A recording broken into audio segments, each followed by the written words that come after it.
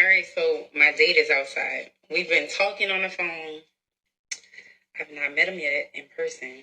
I've seen pictures, but we've never FaceTime.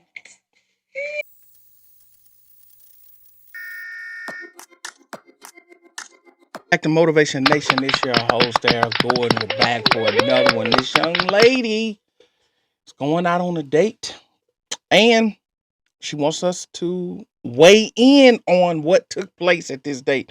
And we're going to do just that. So let's jump right off into this. Right.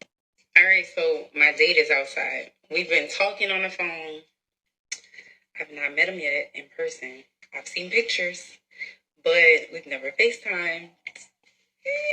All right, so I want to give a background on the date that I had on Friday. On TikTok, I received a message from a guy. He told me Happy Teachers Appreciation Week.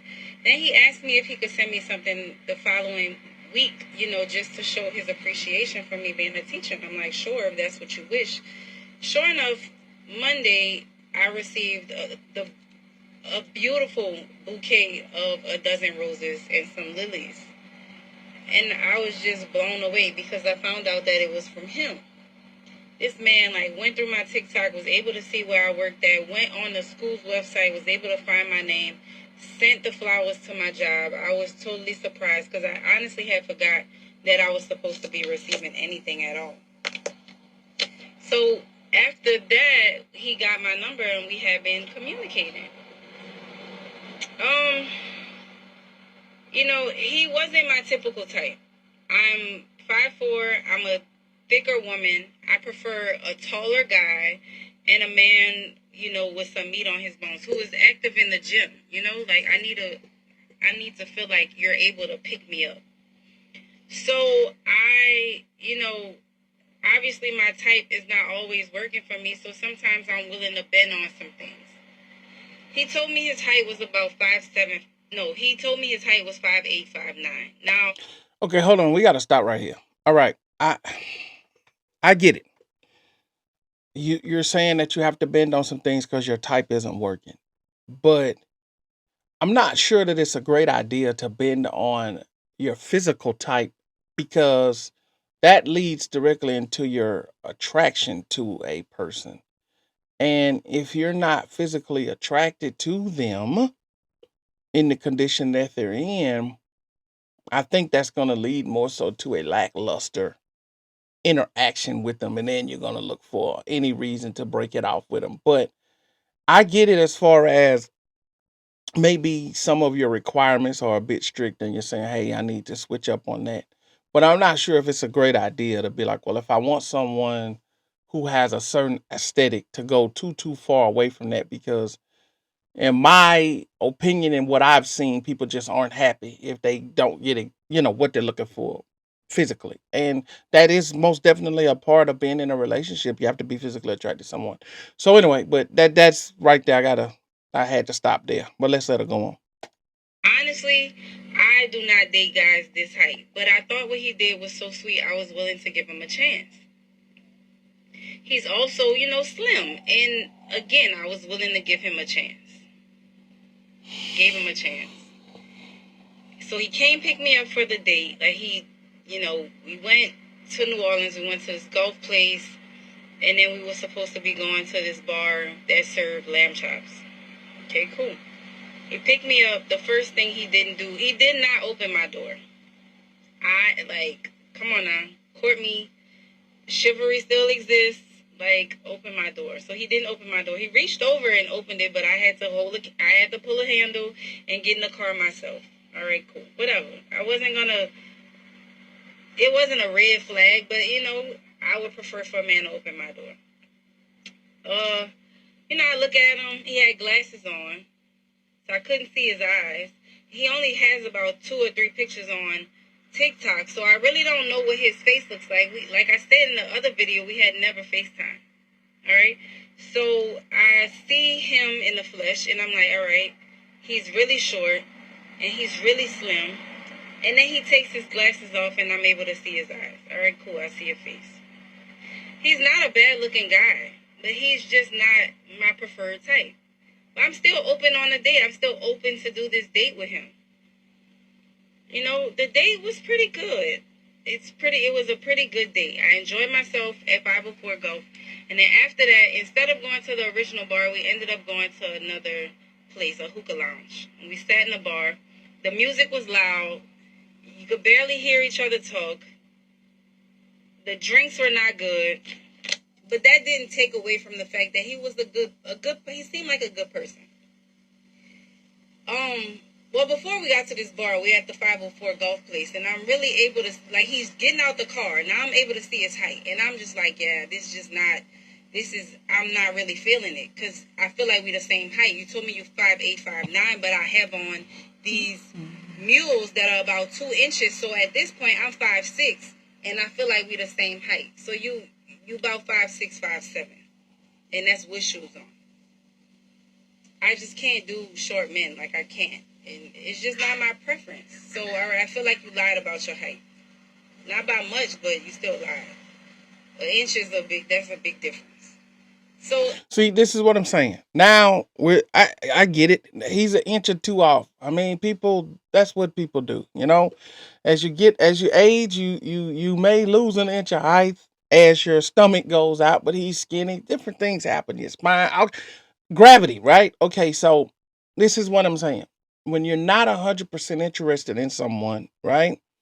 And I get it, you may not always be 100%, but if there is something that you consider a non-negotiable, and in this particular scenario, it seems like height is a non-negotiable for her, why even waste time going out with this guy? So now you're nitpicking every single thing that he's doing. You're saying you're having a good time, but you're still looking for a reason for this not to go well. And I think that you're wasting your time and his at that point, because you're truly not interested, because you already know aesthetically this ain't what you want. So why even waste your time with it? Especially if you're going at it in a hope to be romantic. It's one thing if you say, look, you're not really my type. I'm willing to go ahead and go out with you.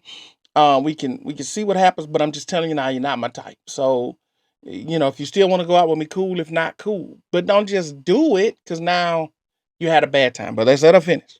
This is just my advice to, if you're gonna be going out dating, don't just go out just for the sake of doing it. back to this place. I'm starting to see that he's getting drunk, right? Intoxicated. You didn't have a Hennessy at the first spot, a double at that, and now you didn't have about 3 more Hennessy drinks. I'm watching him move a little slower, his eyes are lower, he's slow blinking, and I'm like, are you gonna finish your drink? Because I'm ready to go at this point. He was like, now waiting on it to water down. I'm like, you probably don't even need that drink. And he asked me if I was ready to go, and I'm like, yeah, I'm ready to go, I'm tired. So we get in the car, and we taking this long route home, right? We all the way in New Orleans, and we don't live in New Orleans. We live about an hour away. He driving. I'm scared because he not driving at his best. And he done got into the emergency lane. I'm hearing a do like 3 times.